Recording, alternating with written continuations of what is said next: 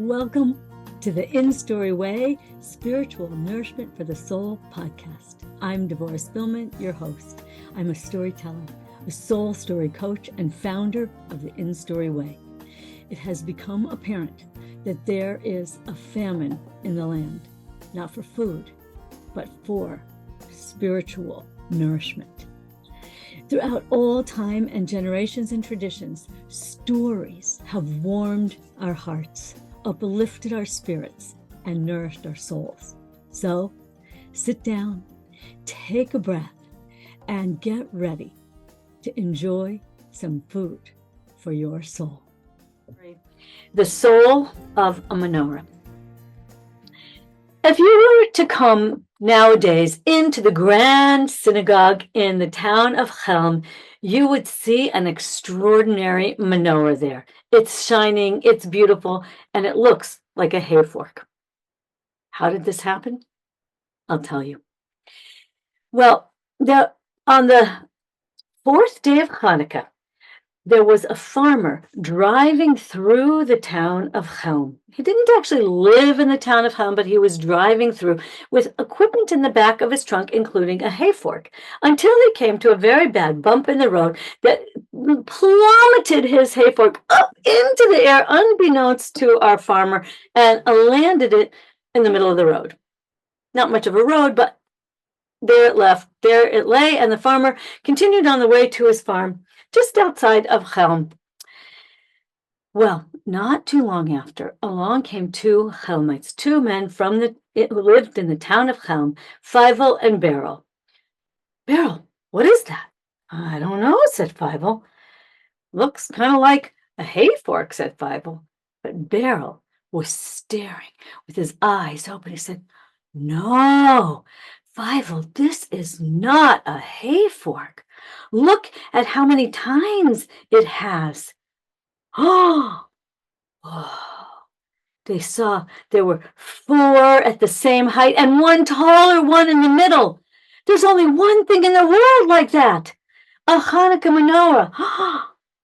Where did this Hanukkah menorah come from?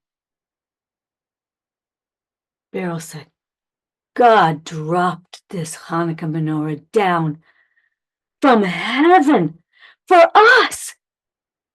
Whoa. Well, we better make it very beautiful and bring it to the synagogue. So Feivel and Beryl were so excited. Never such an amazing thing happened to them. They couldn't believe it. A Hanukkah menorah delivered directly from God. They took it home and they polished all those tines till they were shining like silver. And they polished the handle, which had like a metal clasp. It must have been broken at one point, but they polished the wood and the clasp until the whole thing was shining with such beauty. Oh, really did not look like a hayfork to them at all anymore. They brought it to the synagogue. When they walked in, Bunam, the caretaker of the synagogue, hey, whoa, what are you doing bringing a hayfork into my synagogue? Oh, no, Bunam. They said, this is not a hayfork. Looks like a hayfork to me. No, look carefully. Well, it is very shiny for a hayfork. No, look. Oh, it's a Hanukkah menorah, Bunam. It is, he said. Where did it come from? God dropped it out of the sky, said Beryl. We found it in the middle of the street. We've always had just such a tiny menorah in the green synagogue. This is a great miracle. He ran and got a bucket, filled it with sand, and stuck the handle right in the bucket of sand and placed it in the front of the synagogue. He took 6 big fat candles, 5 for each of the 5 days, because it was made the 5th night, and one on the highest time, right, the one that was higher than all the rest, for the shamus, the helper candle. They were so excited. Well, as people came into the synagogue, they said, what in the world? What is that? It's our new Hanukkah menorah that was delivered to Chelm directly from heaven. Looks kind of like a hayfork. Oh, no, this is a true Hanukkah menorah. And they told the story of how this Hanukkah menorah was delivered in front of them on the street from heaven. And that's why they made it so beautiful. And all the Chelmites went, just for us. So beautiful. Oh, my couldn't believe it. They lit the Hanukkah menorah and they sang the blessings with so much joy and so much gratitude and holiness.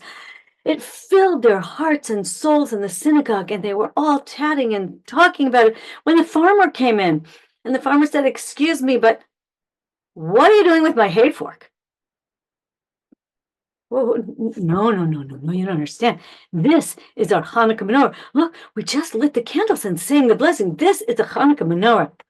It's my hay fork. It fell out of my wagon on the road as I was driving through Chelm.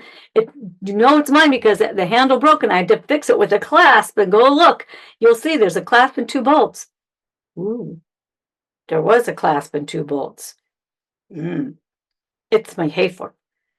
But it's a Hanukkah menorah. They all turned to the rabbi and said, "Rabbi, what is this? Is it a Hanukkah menorah or is it a hay fork?" "I don't know," said the rabbi. "We are going to have to go to somebody wiser than me." The town over is a Rebbe who was a real person in history. He was called the Seer of Lublin, Rabbi Yitzhak Isaac Jacob, who was really a true character in history, the Seer of Lublin. And so he's featured in this story. And they say, we have to go to Lublin and ask the Seer. Okay, that is a good idea, they all said. So the rabbi said, that's what we're going to do. So the next morning, they pile into the wagon with the rabbi and Beryl and Bunam and Fievel and the farmer and, of course, the Hayfork menorah and the whole town following behind.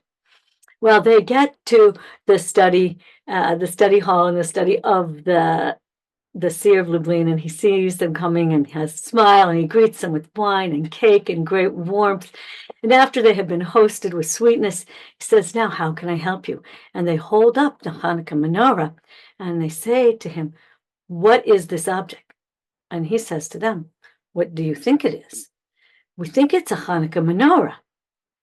"And why do you think it's a Hanukkah menorah?" "Because it has 8 tines, and the 9th one is the one for Hanukkah, and we put our candles on it, and we lit them, and we sang the blessings." "Excuse me," said the farmer, "that's my hay fork." "And why do you think it's your hay fork?" "Because it is my hay fork," said the farmer. "I used it to bale hay, and it fell out of my wagon, and you can see I repaired it with the clasp and the 2 bolts, and but we lit Hanukkah candles on it," said Beryl and Fievel and all the Chelmites, "and we said the blessings." The rabbi looked at them, looked at the hay fork, and he said, sometimes you have to look beyond the outer appearance of something. You have to look for the soul. You have to look for the soul. Sometimes a blind beggar can be an angel. An old boot can be the key to us unsolving a mystery. You have to look for the soul, the hidden sparks. And once something is made holy, it can never be unmade. Because you made this hayfork beautiful, and because you used it for a holy purpose in that you lit your Hanukkah candles and you said the blessings and you filled it with the sparks of holiness, this has now become forever a Hanukkah menorah. It can never be undone. Once you have made something holy, it stays holy. "Yes," they said, and they cheered. The Helmites cheered. The farmer was like, "What about my hay fork?" So in its past existence, this Hanukkah menorah used to be a hay fork belonging to this farmer who is due his hay fork. So here's my decision. This hay fork is no longer a hay fork, and it must remain a menorah forever. But the town of Chelm must pay 18 zloty to the farmer so that he can purchase a new hay fork. "What?" said the Helmites. "Why do we have to pay him so much money, 18 zloty, for a hay fork?" And the farmer says, "What do you mean? It's not a hay fork. It's a menorah." And so from then on, they always had a very beautiful and very holy hayfork menorah in their synagogue. Thank you for tuning in to my Spiritual Nourishment for the Soul podcast. Now, go out in the world and tell a story. And remember to like and subscribe to this page and sign up for my email list so that I can let you know when I post new stories, and you can get information on my free gifts and my upcoming events. And as I always say in farewell, remember to go out in the world, share your story, live your purpose, and be a blessing.